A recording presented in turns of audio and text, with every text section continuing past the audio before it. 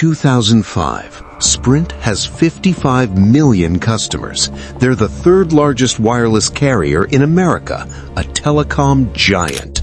2020, Sprint doesn't exist anymore. The brand is dead, absorbed by T-Mobile. What happened in 15 years? They made every wrong decision possible, and I can prove it. This is the Delisted. 2005, Sprint merges with Nextel for $35 billion. On paper, it's brilliant. Two major carriers combining forces. In reality, it's a disaster. They tried a 50-50 merger, half Sprint management, half Nextel management. Two different cultures, two different technologies, no one in charge. The result? Chaos. Thousands of employees fired, but nothing gets better. The companies can't integrate. Systems don't work together. Customers are confused. By 2007, customer satisfaction drops to 61, the worst rating in the entire industry. People start leaving fast. Sprint's network is dropping calls constantly, billing errors everywhere. Customer service is a nightmare. Bloomberg later calls it one of the worst mergers in corporate history, but Sprint's response makes it worse. 2007, they fire 1,000 of their own customers, the ones who called customer service too much. The backlash is massive.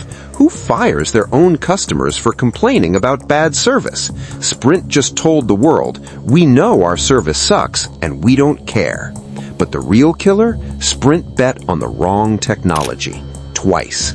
2007, AT&T signs an exclusive deal with Apple for the iPhone. It's a game changer. Sprint passes. They think the iPhone is a fad. Instead, they bet everything on the Palm Pre, a touchscreen phone that was supposed to compete with the iPhone. The Palm Pre launches in 2009. It's fine, but the hardware is fragile. The App Store is empty. It flops within a year. Strike one. Then there's the network. While Verizon and AT&T are building LTE, the future of 4G, Sprint bets on WiMAX, a different, incompatible technology. They spend billions rolling it out. By 2012, WiMAX is obsolete. Everyone's using LTE. By 2011, Sprint finally realizes their mistake. They sign a deal to carry the iPhone, but it's too late. And it's expensive. They agree to buy $20 billion worth of iPhones over 4 years. It's the biggest purchase commitment in Sprint's history.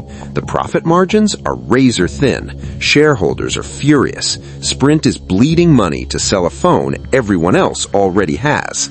2013, Sprint is dying, losing $3.3 billion a year. Stock price crashed from $53 to $11. Enter SoftBank. Japanese billionaire Masayoshi Son buys Sprint for $21.6 billion. He has a plan. Merge Sprint with T-Mobile. Create a super carrier to compete with AT&T and Verizon. But the U.S. government blocks it. Too much consolidation, bad for competition. So Sprint is stuck. 2014. New CEO Marcelo Clauer tries a different strategy. Make Sprint the cheap option. We're almost as good as Verizon, but way cheaper. It works, sort of. Customers come back, stock price goes up temporarily. But there's a problem. Sprint's network is still terrible. 2017. Verizon invests $10 billion in their network. AT&T invests $9 billion. Sprint? $1.3 billion. You can't be cheap and good. Sprint chose cheap. The network stayed bad. Customers leave again. 2020. The merger finally happens. T-Mobile buys Sprint for $26 billion. But it's not a merger. It's a rescue. Sprint is absorbed. The brand disappears. 55 million customers become T-Mobile customers overnight. Sprint is gone. So, what killed Sprint? The Nextel merger destroyed their culture and reputation. Betting on Palm Pre and WiMAX instead of iPhone and LTE buried them technologically. Underinvesting in their network made them the worst carrier in America. And trying to compete on price alone doesn't work when your service is garbage. 2005, 55 million customers. Third largest carrier in America. 2020, extinct. That's the autopsy. This is the Delisted. Hit subscribe.